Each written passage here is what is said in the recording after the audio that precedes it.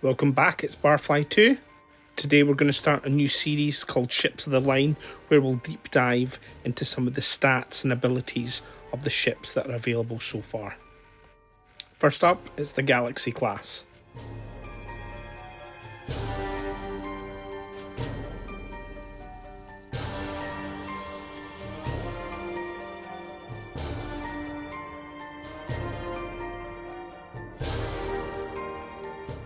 The Galaxy is a capital class ship for the Federation. Viewed as a prestigious assignment, the Galaxy were at the forefront of the Federation's diplomatic and exploratory efforts. As a technologically advanced starship with a highly skilled and motivated crew, they were often at the forefront of the Federation's efforts to promote peace and cooperation.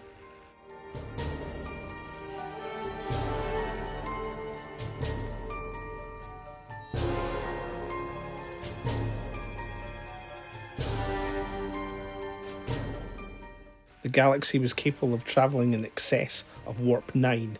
As well as the ship's crew, the Galaxy class often carried families with them, and in emergencies were able to carry out an emergency saucer separation. The Galaxy has a high reserve energy power and a wide range of abilities available for the crew to use. Its crew stats are fairly high, particularly in command. The Galaxy does have a slightly longer alert status range with 3 steps in the yellow. It has a 0 core points cost.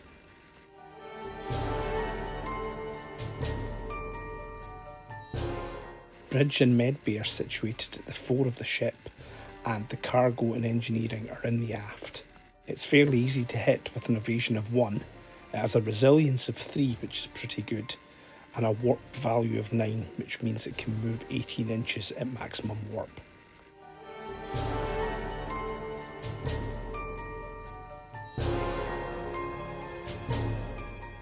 As befits a capital ship, it has 8 reserve energy.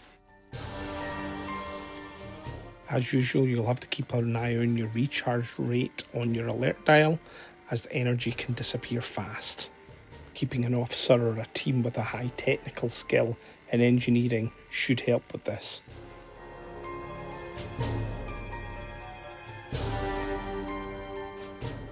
The alert dial has 2 green steps, 3 yellow steps and 2 red steps.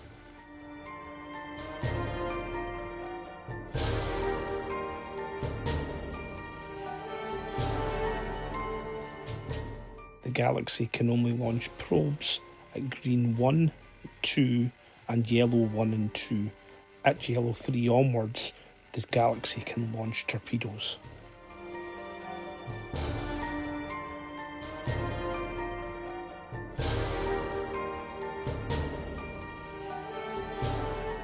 Green 1 has high speed and turning and a good instrument power. However, it has no weapons power and low shields and energy recharge.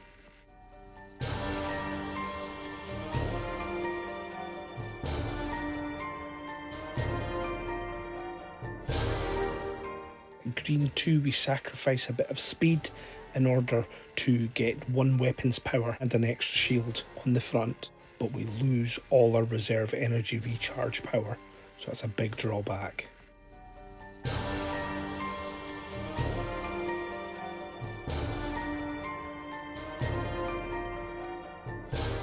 At yellow 1, we lose a little bit of speed again, and we lose a little bit of instrument power to get 1 more weapons power, an extra shield on the aft section of the ship, but our recharge increases all the way up to 3 per round.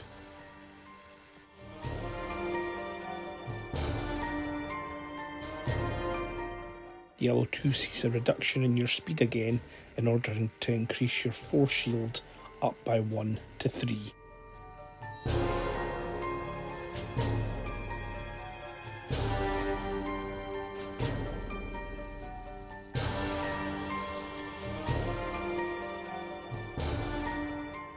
Yellow 3 sees your recharge move up to 4 and your weapon power increase to 3. This is at the expense of your instrument power, which moves down to 1. The ship is now in a more combat orientated stance with better defence and higher weapons power, and it will recharge a good amount of energy each round. Take note, you can now fire torpedoes. Red 1 sees your recharge rate and maximum speed drop in order to increase your weapons power to 4 and your shields to 4 at the front and 3 at the back.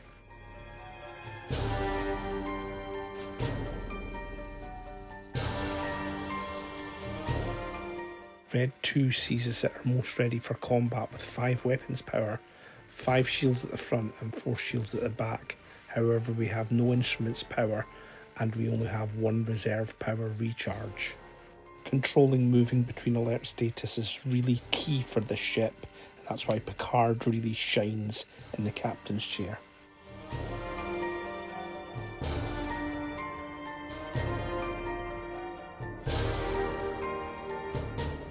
The crew dial can be inspired twice and get increases in both your command and operations statistics. It decreases gradually over 5 steps to disabled.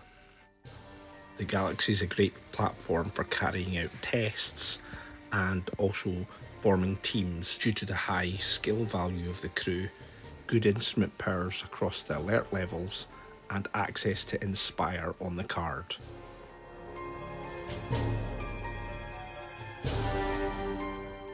The Galaxy has 8 hull and 2 white steps.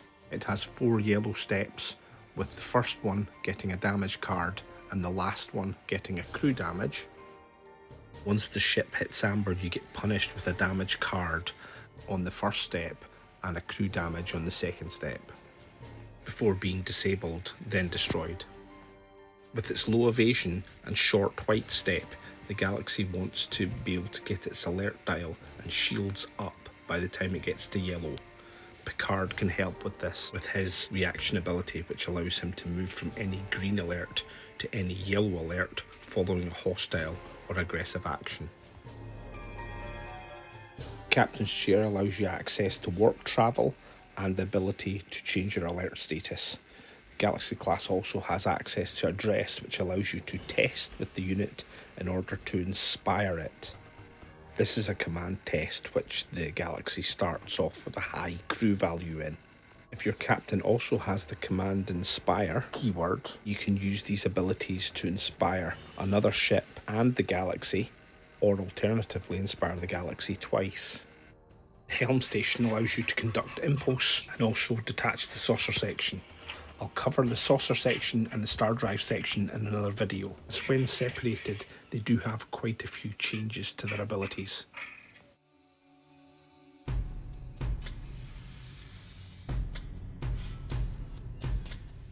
The Galaxy can natively launch probes, and it can also carry out sensor locks. It has a large comms range, more than its sensors range, and in the front arc these are both extended by the ship's instrument power.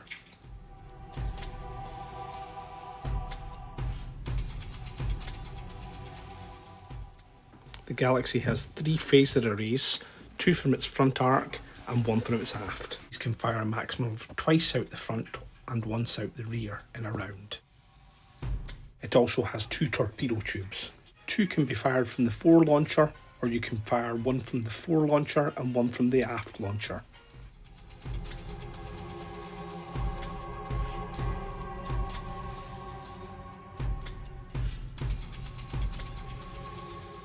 Medbay provides a way to heal personnel on the ship, as well as advanced study to remove peril from the ship.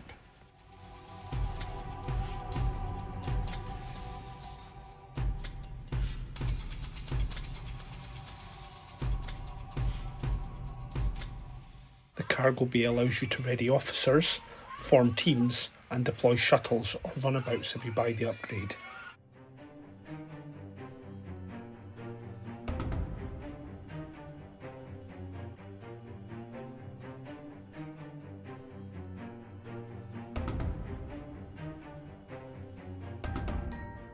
Engineering is where you gain or boost reserve energy, as well as transport personnel when at green or yellow alert. Each ship type has a unique list of damage cards. These provide unique flavour to each vessel.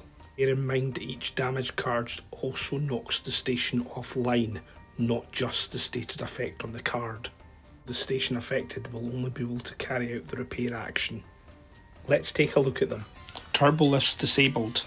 This limits the amount of personnel that can relocate in the ready phase. Fried conduits. The opponent assigns this to any station, and then that station's section will have a shield value of 0. Exploding panels. As well as blocking out a bridge station, then during the hazard phase your opponent may spend your peril to move this card to another bridge station, and if an officer's there, they will sustain a trauma. Labs depowered. During the hazard phase, your ship will add a peril. Severe hull breach. An opponent assigns this to any station, and during the hazard phase, each personnel in this end of the ship sustains 1 trauma. Warp core breach.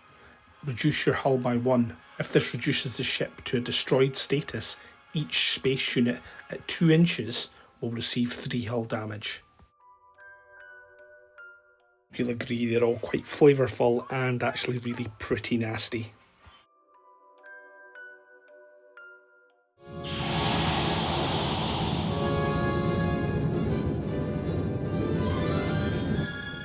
Coming into position.